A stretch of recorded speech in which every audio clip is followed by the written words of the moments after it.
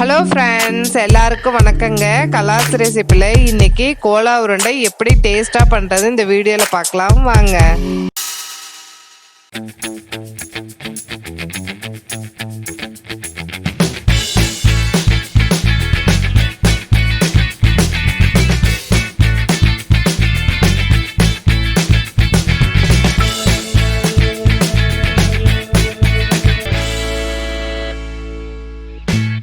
கடாயில் 4 பல்லு பூண்டு, சின்ன துண்டு இஞ்சி, 1 ஏலக்காய், 4 லவங்கம், சின்ன துண்டு பட்டை, 2 பச்சை மிளகாய் நடுவில் கட் பண்ணி போட்டிருக்கேன்.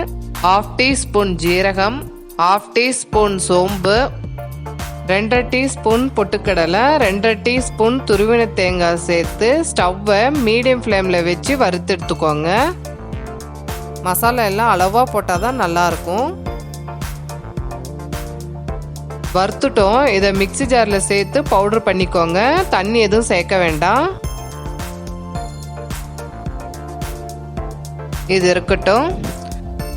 அதே கடாயில் 1 டீஸ்பூன் எண்ணெய் சேர்த்துக்கோங்க. க்ளீன் பண்ணி வச்சிருக்க 1/4 கிலோ மட்டன் கொத்துக்கறி, 1/4 டீஸ்பூன் மிளகுத்தூள், 1/2 டீஸ்பூன் மிளகாய்த்தூள், 1/4 டீஸ்பூன் மஞ்சத்தூள் சேர்த்து லைட்டாக வதக்கிக்கோங்க. ரொம்ப வதக்க தேவையில்லைங்க. மட்டனை ரொம்ப வதக்கினீங்கன்னா ஃப்ரை பண்ணும்போது உருண்டை உடையும் எண்ணெயும் இழுக்கும். பாருங்கள், லைட்டாக கலர் சேஞ்ச் ஆகி தண்ணி விடுறதுக்கு ஸ்டார்ட் ஆகும்போது ஸ்டவ் ஆஃப் பண்ணிடுங்க. போதும். இது மிக்ஸி ஜாரில் சேர்த்துக்கலாம். உப்பு கொஞ்சம் கம்மியாக சேர்த்தாவே இதுக்கு கரெக்டாக இருக்கும். மிக்ஸி ஜாரில் நல்லா நைஸாக அரைச்சி எடுத்துக்கலாம். பாருங்கள், அரைச்சிட்டோம். இதை ஒரு பவுலில் மாற்றிக்கலாம். அரைச்சி முடித்த உடனே கொஞ்சம் தண்ணி மாதிரி இருக்கும். அதனால் பொட்டுக்கடலை மாவு 2 டீஸ்பூன் சேர்த்து நல்லா கெட்டியாக பிசைஞ்சிக்கோங்க.